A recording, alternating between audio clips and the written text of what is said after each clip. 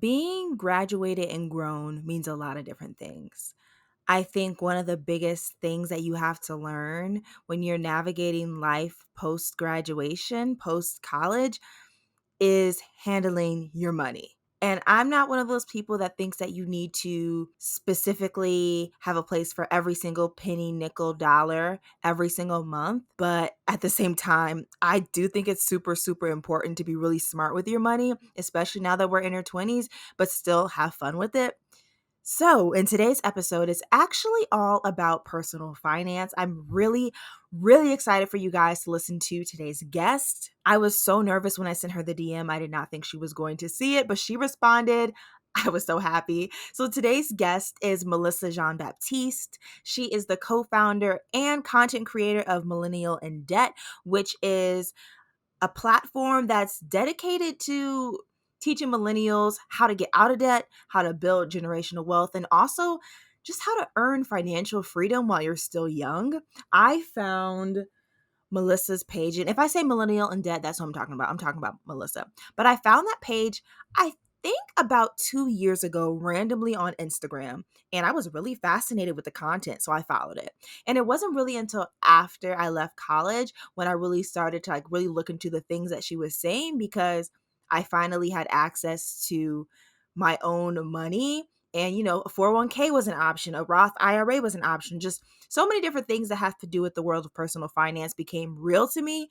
And her Instagram page was so, so helpful. So at the time of this recording, she has over 60,000, yes, I said 60,000 followers on Instagram. And she has paid off over $100,000 in student loan debt while working as a teacher in New York.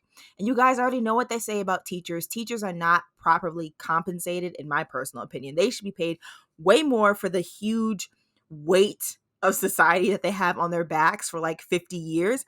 But anyway, she paid off all that debt while she was working as a teacher in New York. And I think you guys are really going to enjoy today's episode, mainly because Melissa makes everything so simple. I've attended a few of her webinars, and I always left with notes. I always left with like clarification on a topic that I kind of knew about, but didn't know like a lot about. So if you're interested in learning about personal finance, paying off student loan debt, how to intentionally save money while you're still young, whether you're in your 20s or even early 30s, shoot, you can even follow Melissa's advice if you're in your 50s, 60s, and 70s. Be sure to stay tuned. This is a really, really great episode. And if you want to see more content, don't forget to follow us on Instagram at Graduated and Grown. And then you can go directly to Melissa's brand Instagram, which is at Millennial in Debt. Of course, I'll have everything in the description box. But enough of me yabbing. Let's get into this really, really great episode where I get to talk with the Beyonce of personal finance. I don't know about you, but I think adulting is hard. Figuring out your love life, finances, friendships, professional life, health, and how to make a freaking doctor's appointment on your own can be so overwhelming sometimes. So, welcome to Graduated and Grown, a podcast that's focused on helping you and me overcome the struggles of adulting.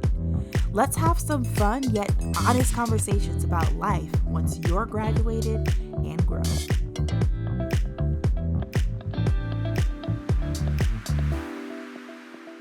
So I have another amazing guest on the Graduated and Grown podcast this week. Everyone say hello to Miss Melissa Jean-Baptiste. Hello, everyone. Thank you so much for having me on the show. No, thank you for coming on the podcast. I've actually been following you on social media for quite some time, and I've attended a few of your webinars, and I really love how like insightful and relatable your content is, because normally when you're talking about like personal finance, it's very stuffy, it's very high level, and it's hard for like young people to understand. So I love that your content is relatable and it's fun too with everything. Thank So you. Thank you. I try. Yes, finance can be a little daunting. So I like to just be able to, present the information no matter how complex and just meet everyone wherever they are. yes, perfect. Now, some of my listeners may not know who you are just yet, so could you tell us a little bit more about yourself? Absolutely. So my name is Melissa, aka Millennial in Debt, aka Beyonce of Personal Finance. Yes. I am a teacher. I teach high school in New York City for the last 11 years. I'm a first generation Haitian American. I am the oldest of three siblings. And I always give that background information because it pretty much set me up for, the financial situations and burdens and things that I went through in college. And when I graduated in 2010, I graduated with about $50,000 in student loans, which then bubbled, and I ended up paying close to $103,000 in Wow. 2018. But that was all said and done. But yeah, so it was that first generation, lifestyle was very much a part of what helped mold my financial situation, my financial journey, I Wow. should say. Nice. So I really can't wait to get into your financial journey, but I want to start off with a couple icebreakers so I and the listeners can get to know you a little bit better. Sure. So, based off of your Instagram, I can tell that you're really into music, right? So, if you could build your own concert with only three artists and they have to be alive today, who would they Okay. be? Beyonce. Okay, great choice. I'm there. First and foremost, Beyonce. Second, I'm gonna go Drake because who Oh, doesn't like Drake? He's, at the top of my list. And third, hmm, I think I'm gonna go with Saint John, who's like mm, not super well known. He does have a track with Beyonce. He is one of the yeah. producers on Brown Skin Girl. So yeah, that's my top three for the concert I'd put together. Interesting. So, have you ever seen any of them in concert before? I've seen Beyonce 5 times because No way. yes, a little excessive. I have seen Drake in concert twice, and I Uh-huh. haven't seen St. John. I wanted to see him last year. I had tickets to his show, and Dang. pandemic came, so everybody sit down. So I'm hoping, sometime in the future to be able to see him perform live. Wow, I've never met anyone in my life who has seen Beyoncé 5 times. That's amazing. Yes, I've also been to 11 Jay-Z concerts. I've been going to concerts since I was in 6th grade. It's like a thing. Wow. It's so yeah, so I'm just like, "Oh, I wanna go see this, I wanna go see that." I'm just like, it's a thing. It's an expensive habit I have. Hey, but with your great personal finance tips, you can do it. That's true, that's true. I have learned to budget it into the lifestyle. Yes, I know, like, post-pandemic, I will be going to all the concerts, getting good seats. It's already on my plan. Yep. Okay, next question. So there's a lot of different personal finance apps out there. Which of the personal finance apps would you say are your personal favorites? So I definitely love personal capital because I really got Hmm, into during my financial journey looking at net worth. That was one of the first things that I really sat down and got to, when I was digging a hands-on money journey, I was just like, okay, well, I need to know, what am I worth on paper, right? Because our worth is obviously not just only money, but I needed to know what the government thought I was worth. yeah. And so when I calculated my net worth, I was like, oh, my net worth is in the negative. And so personal capital really has helped me track, making my strides and reaching these personal goals step by step. So that's really one of my top favorite ones. And I also really like Ally or Ally. I never know if I'm Mhm. pronouncing it right. So it's a high yield savings account, but they have these like buckets so you can do sinking funds. And I like that they make it really easy and you can track your budget on there. So those are my two favorites. And then if anyone's like trying to get into investing, Acorns is also a third where it's like, okay, just rounding up my change and investing it in certain things. So those are my suggestions. Nice. I've never heard of the personal capital app. I'm definitely gonna check that out. I use Acorns. I checked it this morning, matter of fact. I love the convenience of it just taking money out of my Yep, account every week. I love it because I'm not going to remember to transfer X amount of money every week. So, and then the exactly. spare change investment is really, really cool.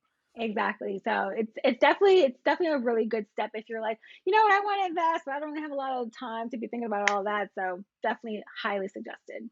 And let's rewind a little bit. So you said the word sinking funds. What are Yes. sinking funds? So sinking funds are actually like a planning a backward saving method. It was what essentially I used to pay off all my loans. So you create a goal at I'll just use January because I like to set my goals in January for like December. So, okay, I want to save $12,000 by December because I want to pay off this loan. So in January, you sit down, you're like, okay, well, how much do I have to save either on a daily, a weekly, bi weekly, monthly, whatever, time frame you set up for yourself, and you pretty much I automated it because I don't want to have to think about it. And so every month I would save $1,000, and then December I would have that $12,000 sinking fund, and I would use it specifically specifically for the goal. So it would be to pay off, a lump sum amount towards my loan. But you can use sinking funds for, I use it for my car insurance, not my car, Mhm. my car registration, because I know, okay, my registration's coming here. I use it for my homeowner's insurance. I was a bridesmaid 2 years in a row, which is expensive. So I had to create, it's so expensive. Like, you want to be a good friend. It's like, oh my God. So I had to create a sinking fund. I'm like, okay, this, wedding is gonna cost me $1,200. So I need to figure out how much money I need to save to hit that $1,200 goal by whatever date it is. Mhm. Sinking funds are my best friend. Wow. I'm happy I asked. Perfect. Okay. Well, thank you for that. Of So, my next course. question is, what would you say has been the best financial advice you've ever received and the worst financial advice you've ever received? I like this question. So, the best financial advice I ever received, I didn't even understand it when I received it. But now, at my, ripe old age of 32, I'm so thankful for it. So, I started teaching when I was 21 years old, and I had a fantastic work mom. She's just like my angel. And Mhm. so, I work for a school, so we didn't have a 401k, but we had the equivalent, which is the 403b. And she's just Mhm. like, you should set aside money to put into this account. And I'm like, no, thanks. I don't really want to. Like, I want to keep all my money. Teachers don't make a lot of money in the first place. I don't have time to be putting in, money into separate accounts. And she's like, no, you really should think about it.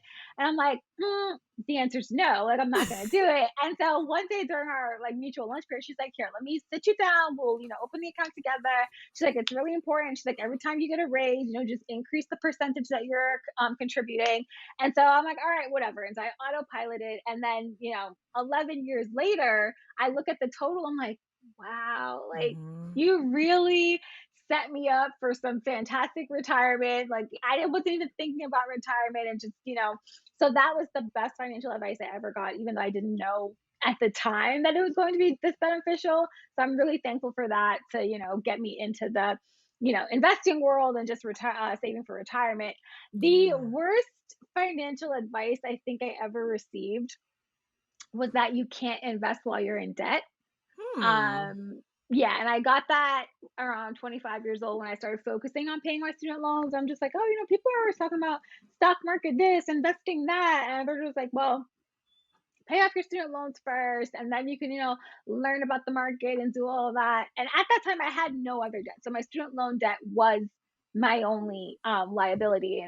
And Mhm. had I known that that was considered low interest debt, I would have tried to split, like, okay, yes, I'm going to focus on, investing. I mean, my debt, but I'm also going to focus on investing as well. So I didn't start investing until I was 27. Mhm. So a little late, but learning that you can invest while you are paying off your debt was something that I wish I had known and had not been like, swayed away from. Nice. Okay. Well, that was definitely not so good advice, but I'm happy that you learned from it. So Me let's too. transition, right?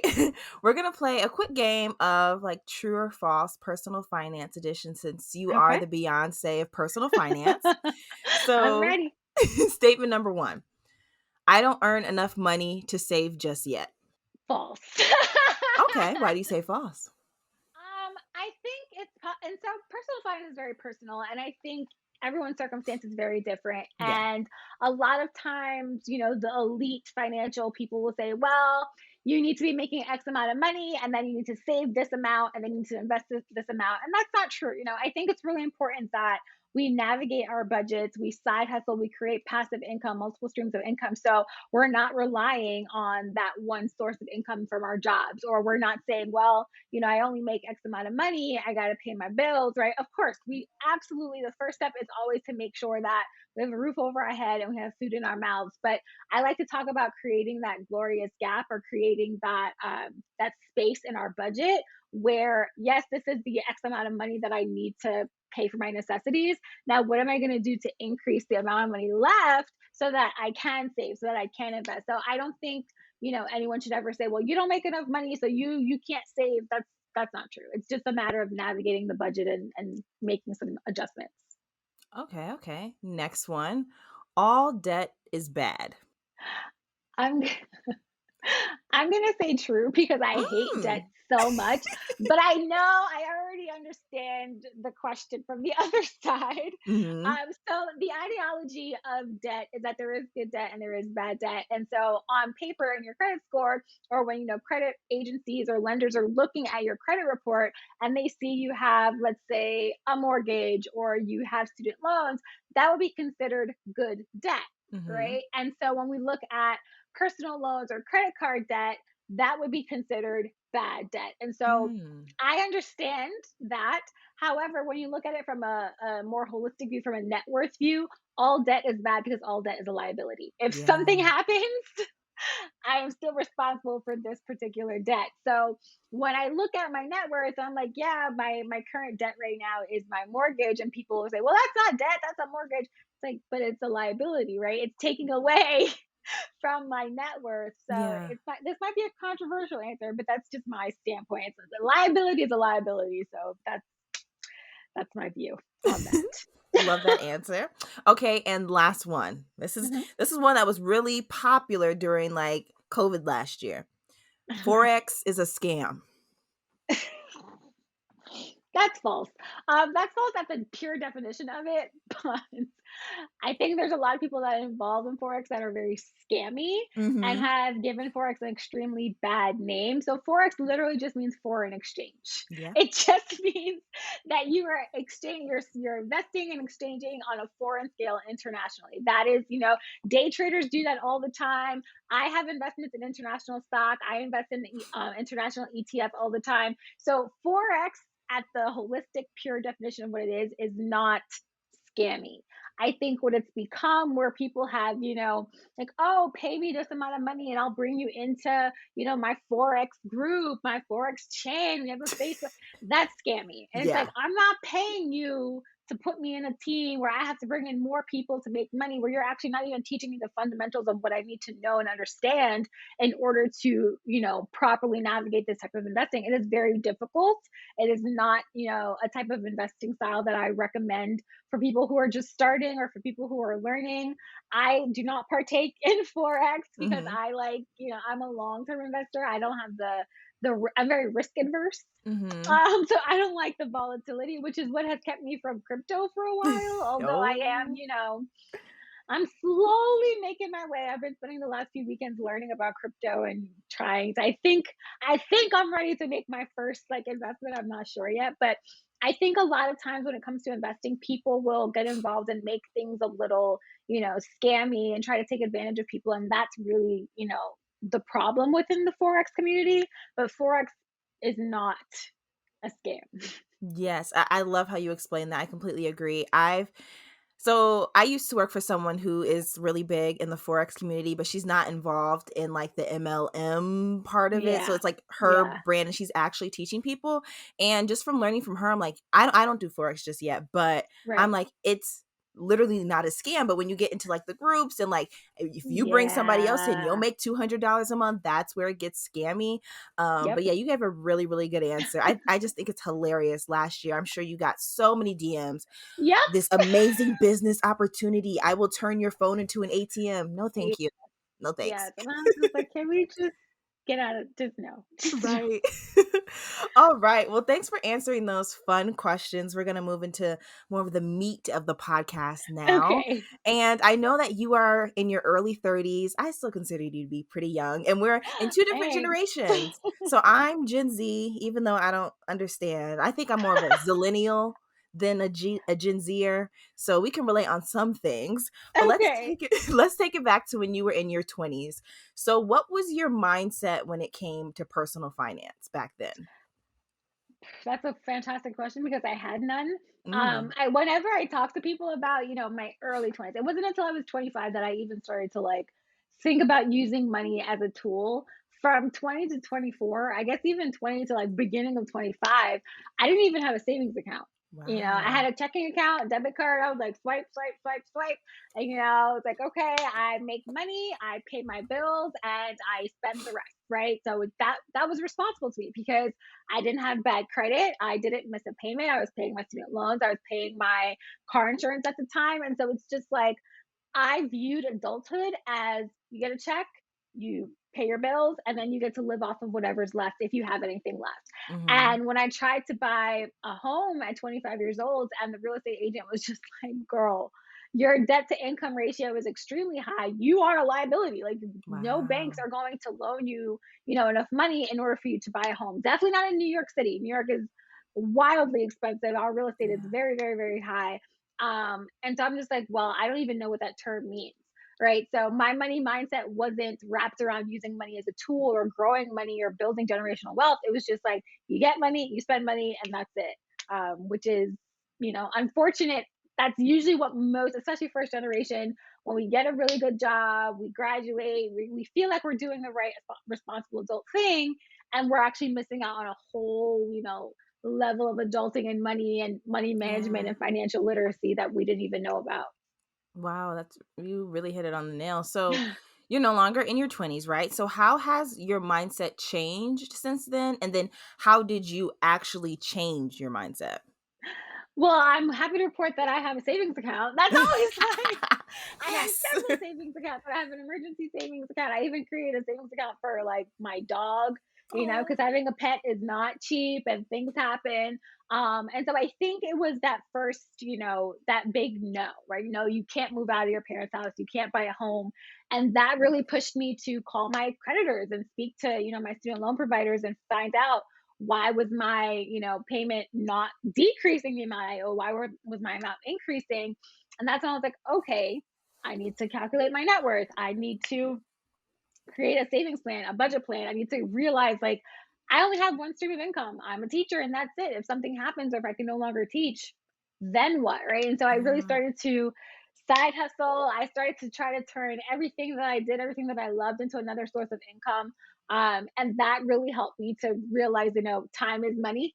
So I was just like, oh, I have to spend X amount of money. And if I spend this in 5 minutes, that's costing me, 15 hours of my life. And I think that's Mm. really what helped me realize like, oh, money is a tool. You need to learn how to grow money. You need to learn how to make money passively because there's only 24 hours in a day and you got Yeah. to sleep and you have to teach and you have to do this and you have to do that. Mhm. And so using or learning how to use money as a tool really helped me to figure out how to put myself in a place of comfort while also increasing my knowledge on, investing and saving and high yield savings and not only that but teaching my friends and definitely my family, helping my brothers navigate money. They're younger than I am, so I think once that first no, it helped me kind of learn the things that I didn't know. So I'm a very self-taught type of person. That's um awesome.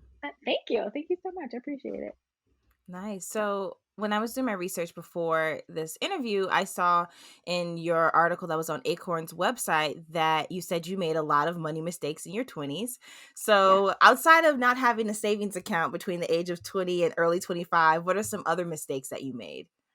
Spending money before it hit the account. Oh, And I wow. think a lot of us, because I'm like, oh, I'm getting a bonus, or oh, that side hustle check is going to come in. So I could, swipe this and pay that, and not realizing one, again, time is money. So I'm swiping, swiping, swiping. And it's just like, well, there's 12 hours of your life that you just bought, whatever Sephora things you bought, or that's 15 hours of purchases you just made on Amazon and Target in 3 minutes. And so it really helped me, figure out, do you really need this? Do you really want this? Is this an emotional purchase? Like, what is, the thinking behind making all of these things? So it taught me to stop swiping until the money hit the account.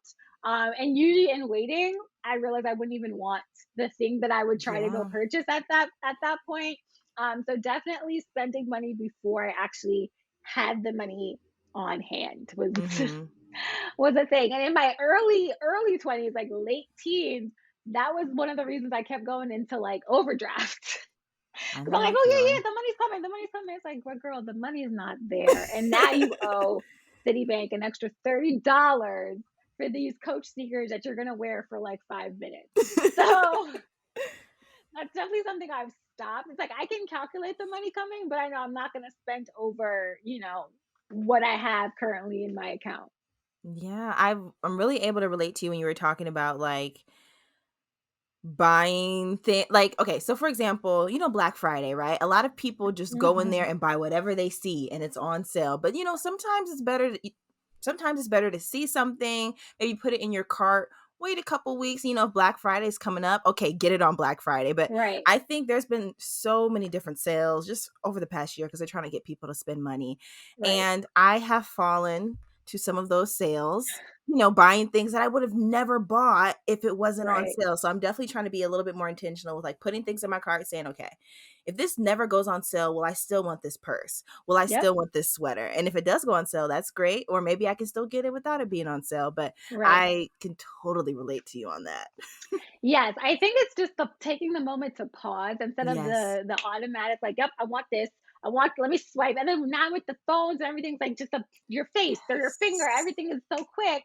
And it's just like, "Do I even need this?" And so I've been doing a Yeah. lot of like spring cleaning at my house and just like tossing things. And I get so like I'm happy I'm cleaning out my house, but I get so annoyed where I'm like, I didn't even wear this sweater. Why did I Yes. buy this sweater? I didn't even wear this jacket. This still has a tag on it. And so it's just like you need to stop. Like, you I need know to that stop. feeling. Yes. Yeah. So Especially just once you it's graduate okay. from college and get that first like big girl job, it's like, Yep. I can finally buy this. I can finally get this. And sometimes you just Exactly. need to pause.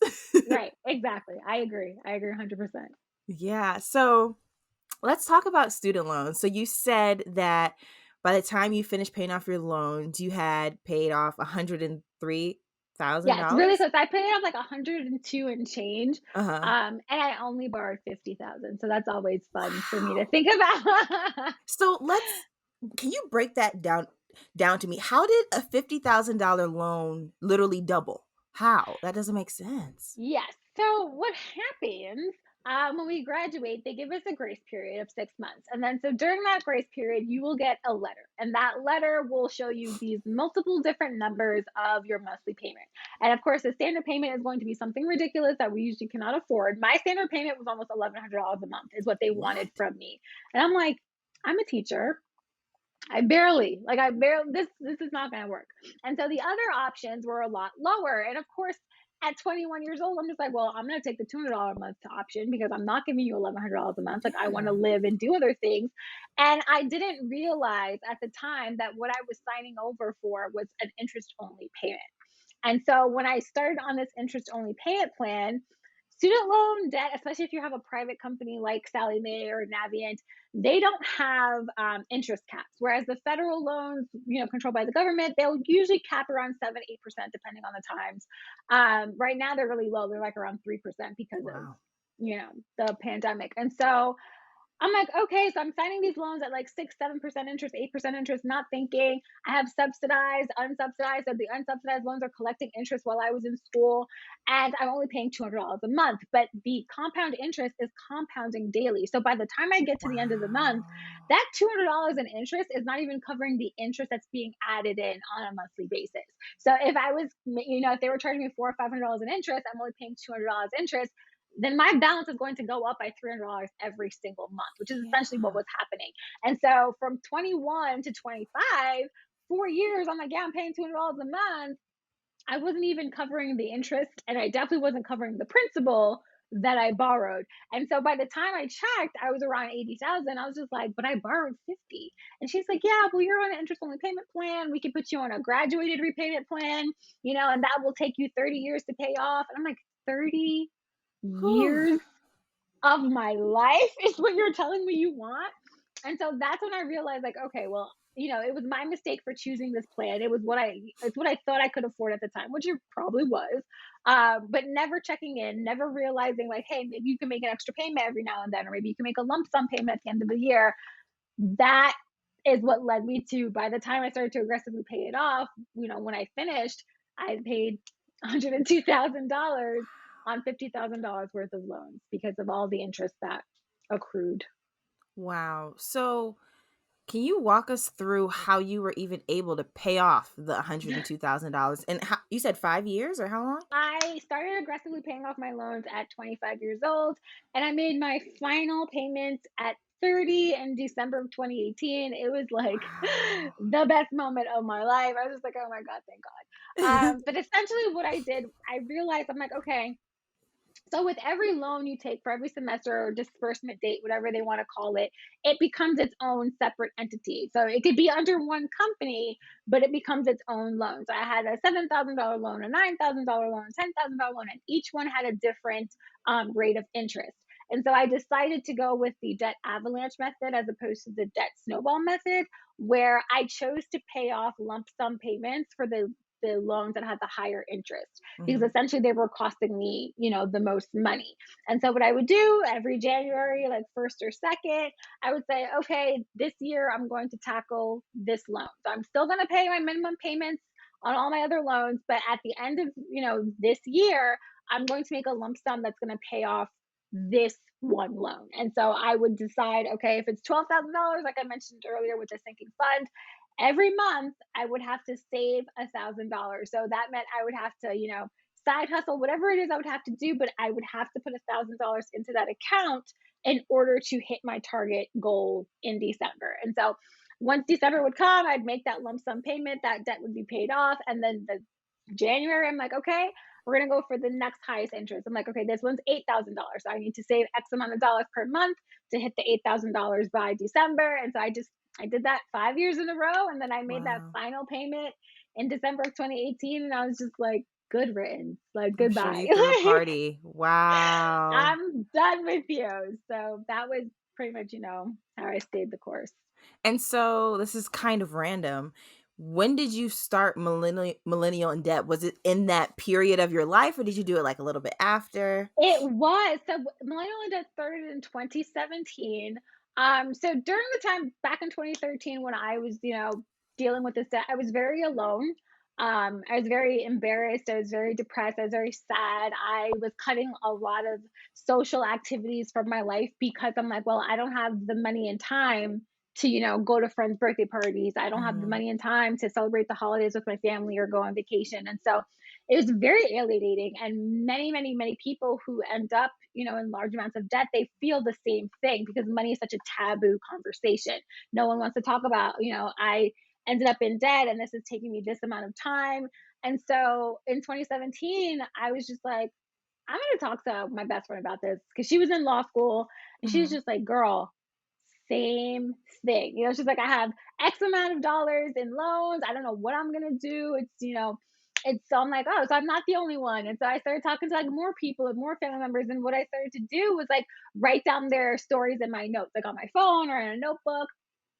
And I love writing. So writing is my like dream passion. I was like, I'm Mhm. gonna turn these stories, into a web series. I'm gonna make it funny. I'm gonna make it approachable, but I'm gonna take these real life stories, my own, my friends, and put them together and make it a thing. And I'm like, I don't know what's gonna happen. I've never screen wrote anything before. I've never put together films before. And so my friends and family just all kind of came together in the process of it, and we created the Millennial in Debt web series.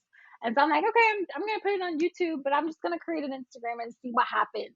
And people really started navigating to the stories in the web series. People really started navigating to the Instagram. And I'm like, okay, I am a teacher, so let me try to share tidbits of things that I've learned, teach other people, things that I've learned so they can avoid the same mistakes. And I'm just like, I want to make it funny though. I want to, Yeah. I don't want people to be sad about, being in these money situations. I want it to be like a community where we can come and talk and tell jokes and share what's been going on. And then it just like Millennial and Debt just grew and grew and grew from there. And I'm so proud of the community that's come together, because a lot of times you feel like you're alone when you're dealing with money, or you feel like, man, this is the end of the world. I'm never going to get out of this. No one's going to understand it. And then it's like, no, we all are going to do this together. So that's how Millennial was born. Wow, beautiful, beautiful, great platform. If you guys Thank you. listening, if you have not checked out her Instagram, YouTube, blog, all that stuff, just type in Millennial in Debt. But okay, let's get back to the student debt. So Yes. you paid it off, awesome. So I asked a couple of people on my Instagram if they had any questions, and Mhm. a couple people did have questions. So I've heard of the student debt forgiveness programs.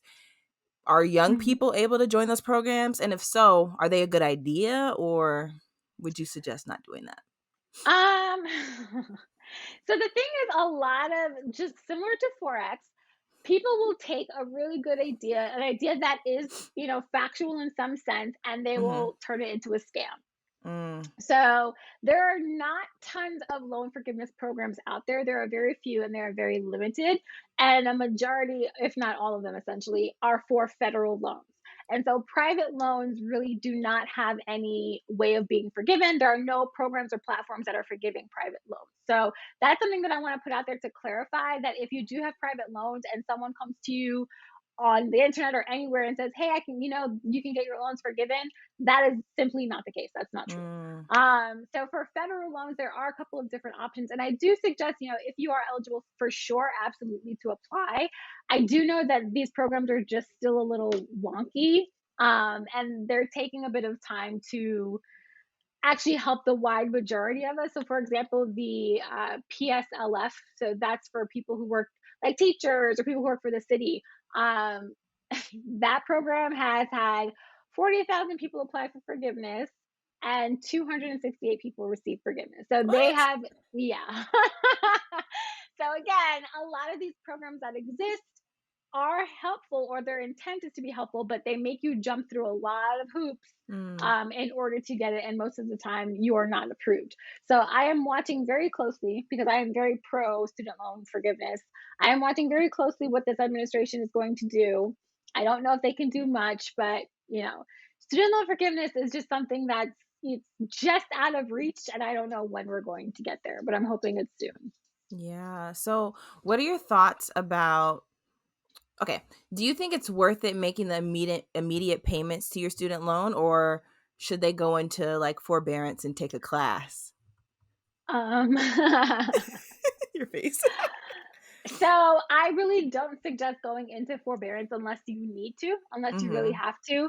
I know a lot of people have been asking me on Instagram as well. They're like, "Oh, should we be capitalizing on this time period where the payments aren't required, where everything is in forbearance?" And I'm like, if you can, yes, because we don't know what's going to happen with student loan forgiveness. We can hope and pray, and I do. Like, I'm really hoping that something happens soon. But if it doesn't, we have to save ourselves. Like, we can't just wait for the government to save us.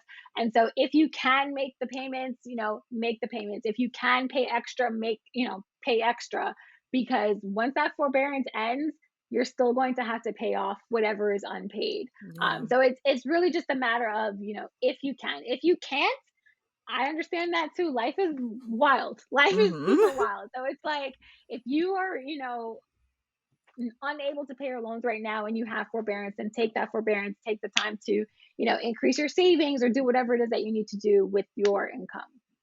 Awesome. Okay, that was definitely good advice. And so the last question I have just regarding student loan debt is for those of us who are in our 20s or current college students that have this student loan sitting over our heads right now, what general advice do you have for us to pay it off? Yes. So if you are still currently in school, I was just telling my seniors this the other day. If you are in school and you have unsubsidized loans, so you want to take a look at the types of loans that you have, or whatever platform that they're on.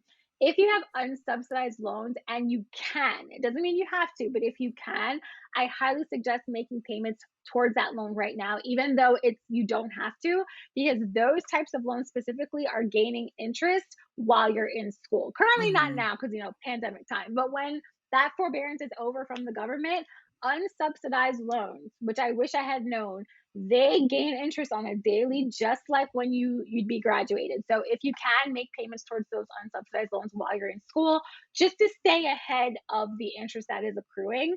And if you are out of school, my biggest advice is do not run from the problem, right? I ran for many years. I didn't want them calling me. I didn't want to talk to them. It is best if you take the lead, because then you have more options. You have more choice, as Yeah. opposed to if you let them chase you down, or if you let them make the decisions for you, they're going to choose what's best for them financially. They are a business. At the end of the day, they are a for-profit business. And so you want to make sure that they're explaining everything to you in detail. You want to know all the payment options that you have, whether it's income based, income restricted. There's 7 different payment options for federal loans, and they don't push all of them. So you want to ask them, well, I want to know what payment options am I eligible for? And they have to tell you all of those options. You don't have to only be on the standard or the interest only payment. Those are not the only 2 options. So definitely take it head on, call them, ask them questions, and make sure that you're doing what's best for your finances and not leaving it up to them to decide. Awesome. Very, very great advice. So let's move into talking about a topic I love learning and Okay. talking about, saving money and then a little bit of Okay. investing. So a lot of young people think it's definitely too hard to actually save money in the beginning of their careers because entry level salaries, student loans, etc. So do you have any tips and advice on how we can intentionally save money right now? Yes. So I always suggest paying yourself first. This way you don't feel the money like in your budget. And so that means automating. And it doesn't have to be a huge amount, especially like I said, when I started teaching, I was making about $40,000. And I'm what am I supposed to do, with this? I have to pay this, I have to pay that. And Hmm. so even if it's just I'm gonna put $25 a month, I'm gonna put $50 a month into a high yield savings, it is better for you to be doing that and getting into that routine so that when you start to make more money, because a lot of people are like, oh, I'll save when I make more money. It's Yeah. not about that. You're learning to manage money, right? And so if you can manage the $40,000, then you can manage the $100,000. If you cannot manage, right, this certain amount, it's not just going to magically happen to you when you start making more money. It's going to get easier to do, but you have to still learn the fundamentals. And a fundamental is paying yourself first. So that's before we go to the nail salon, which you still could do. I Hmm. am not one of those people who's like, you need to cut everything fun out of your life. Yeah. Absolutely not. We're human beings. Absolutely not. So it's like before I go to the nail salon, before I go into Sephora, before I pay for Hulu and all the other fun stuff I love, I'm gonna put $25 aside, and that's gonna be $25 I'm gonna put into my savings. And Mm. then I could do whatever is left for, whatever money is left I can enjoy and then pay my bills as well. So it's definitely really important that you pay yourself first. The second thing is you want to make sure that you're using your tools properly, and that means a high yield savings. A lot of times it's like, I'm just going to put it in this savings account that's with my bank and it's easy. You will not be earning any interest on it. You'll be earning maybe a penny or two, right? But high yield savings really are your best friends. And I know the interest rates are a little low now again because we're in what we're in, right? But they are usually much higher, and they still, even now that they're low, higher than traditional banks. So that's usually your credit unions. I personally use Capital One 360, but Ally, Barclays, American Express, so many different options for you to have a high yield savings to actually earn interest on your money. That's really, really good advice. I will be transparent. That is something that I have been meaning to do for like the past 8 months, and it's what we're in May, and I have not done it yet. And you like today, I am going to open my Do account because it. you're right. Yes. Literally, Yes. you earn pennies each month. Maybe a Yes. penny, maybe five, maybe 19 Yeah. pennies, but it's nothing You're compared to lucky if you like get 19 pennies. yes. And but like a high yield savings account, if you have like a good amount in there and you're contributing, it could be $50 a year, Right. 25, but that's Exactly. something. Right. Right. Yeah. So thanks for saying that. I will personally say I didn't even know high yield savings accounts existed in college. It wasn't until like I got my job and I'm like, oh, high yield savings account. So we're gonna open one of those up this weekend. And thanks for giving the suggestions too. No problem. No problem. So do you think that you should prioritize creating an emergency fund over paying off small debts like a $5,000 personal loan? Yes. And so I'm like, yes. The answer is yes. And that's the same thing for before you start investing, before you start doing anything where you're like giving your money away where it's not going to be in your bank account anymore, you need to Mhm. have an emergency savings account, and that needs to cover 3 to 6 months of your expenses. Especially, we've realized that life can happen. Employment sometimes Yes. is not going to be guaranteed long term. So we want to make sure that we have the money to stay afloat for a while we are navigating the difficulties of life. And a lot of people are like, oh, but I need to focus and pay down this debt. Yes, but if your roof starts leaking or, if something happens, you need to be liquid. You need to have some sort of cash to solve that immediate problem because the debt's going to be there anyway, right? The debt's going to be Yeah. here this month and next month. So you want to make sure that you're able to sustain your lifestyle before you start paying off the debt. Very, very smart. Awesome. So let's talk a little bit about savings plus investing Okay. specifically. So there's a Roth IRA, there's a 401(b), there's a 401k, there's a what is it, 401 IRA or Roth There's 401k? yeah, there's so many things. There's a traditional 401k, which is usually the one that people have through their employer. There's the Mm-hmm. Roth. IRA, there's a traditional IRA, there's so many different letters and numbers and things like that. Yes. But I always say it's just start. Just start, right? And Mhm. so the where I always suggest people to start after they have their emergency savings, of course, is to start with the 401k that your employer is offering you. And if they're offering a match, you want to invest at least to that match, right? So Mhm. everyone's like, oh, I don't know how much I'm supposed to put in. I need my money to live. Of course. But no, I get it. It's like we need money, right? And so if you're investor, if your employer is offering a match, it's really important that you at least meet that match so you are getting a guaranteed return. There are no Mhm. guarantees in the market besides this guaranteed return. So it's like you don't want to leave money on the table.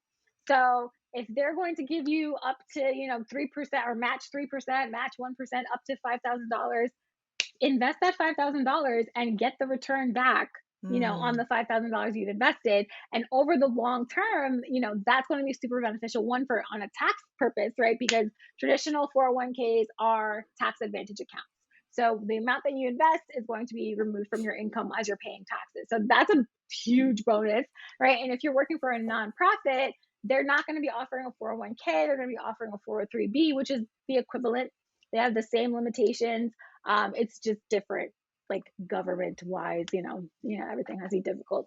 And then once you've done that, once you've met the match with your company, you can obviously open up an IRA, whether it's traditional or Roth, and that limit is currently 6,000 for the fiscal year. So from January 2021 all the way till April 2022, you can invest $6,000 into an IRA, whether you open it, traditionally or a Roth.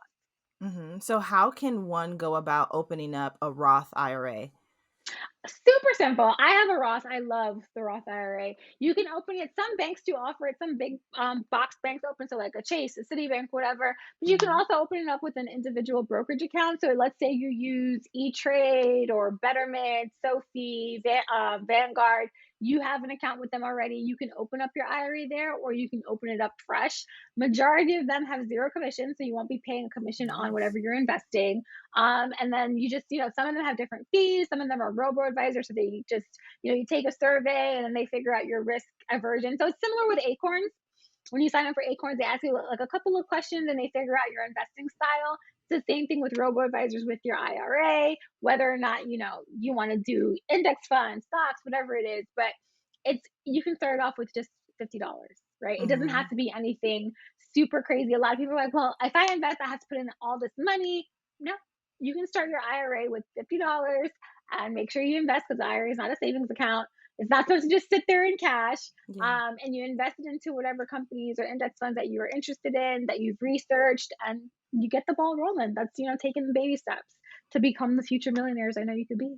Yes, and I feel like you just answered my next question because I was going to say, well, how can college students and recent grads start investing? But I mean, it sounds like definitely opening up that 401k if you have the Yeah. extra money, the Roth IRA. But what about the general, like the stock market? You can buy stocks through Robinhood, even though a lot of people are anti Robinhood right now. Cash App, you can buy stocks. So when it comes to the Oh, traditional stock market, how can we start investing our money there?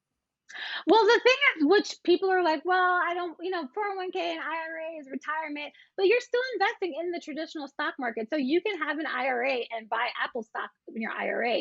You can Ah. buy Facebook stock. You can buy, so my current IRA has mostly index funds. And so the index fund is all those, popular stocks in one fund, right? So Mm-hmm. you're still investing, you're still, and what I like the IRA and 401k route is you're getting your feet wet and you're learning, because it's really, really, really important to do this, to learn, right? To understand the market before you throw in tons of money.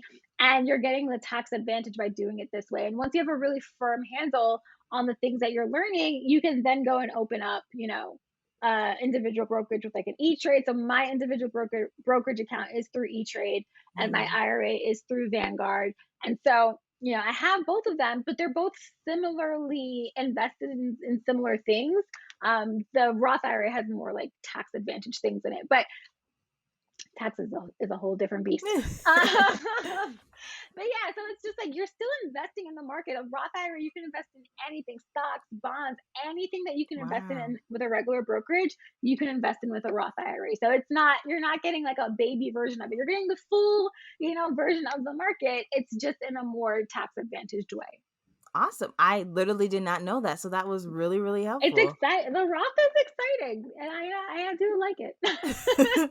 Awesome. Well, we are coming to the end of the episode, but I have two more questions I want to ask you.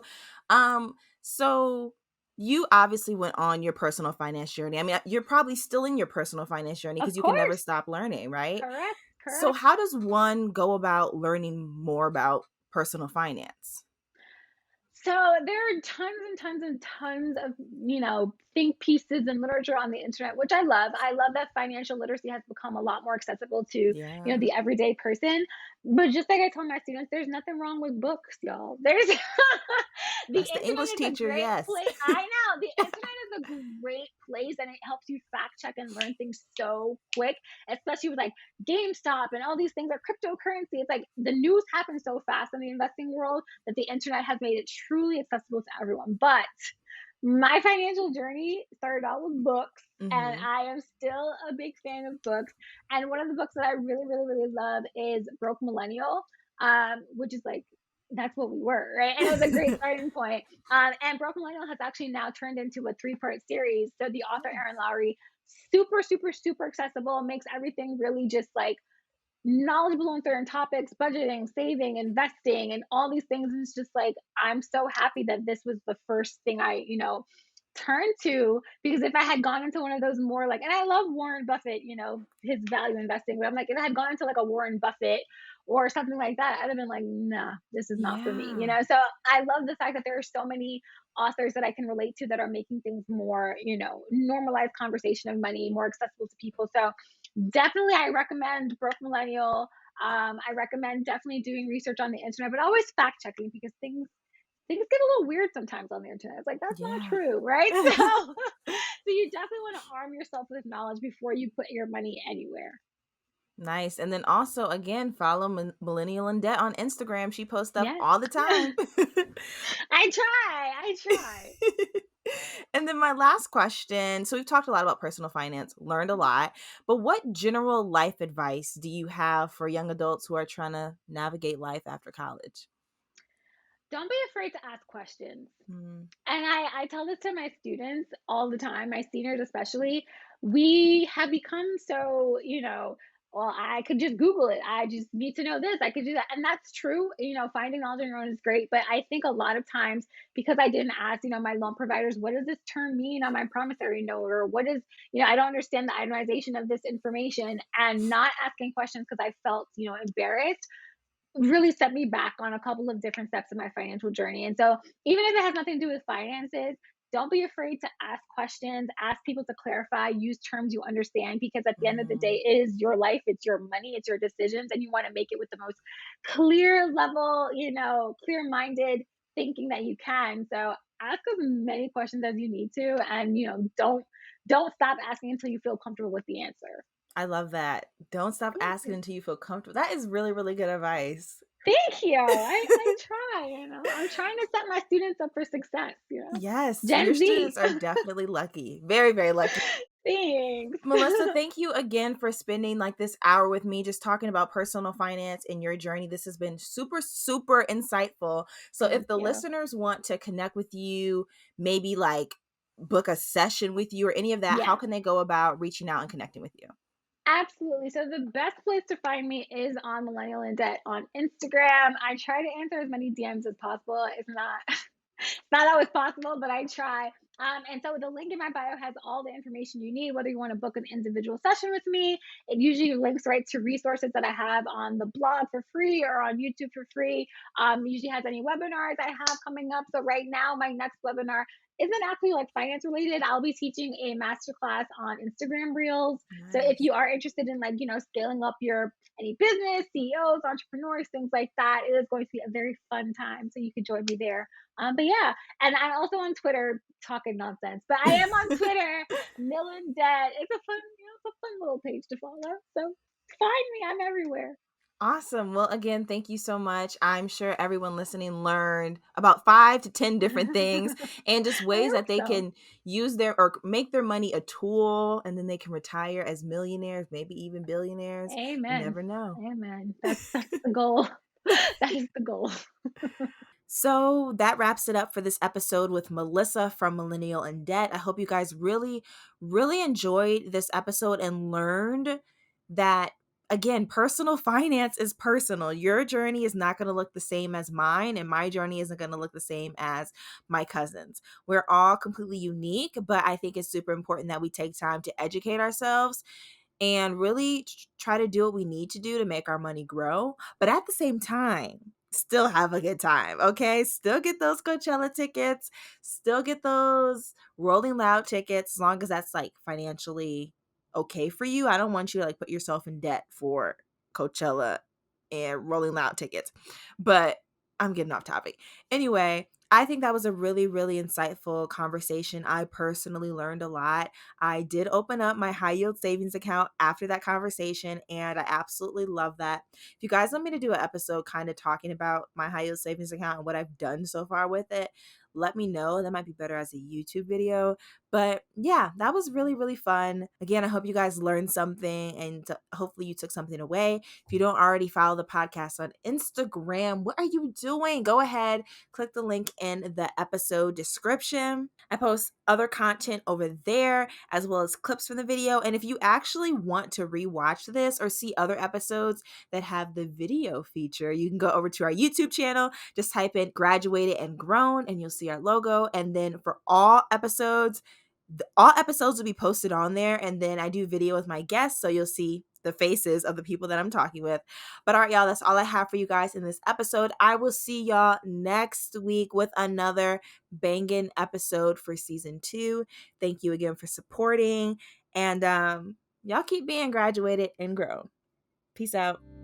Thank you so much for listening to today's episode of the Graduated and Grown podcast. I appreciate you so, so much.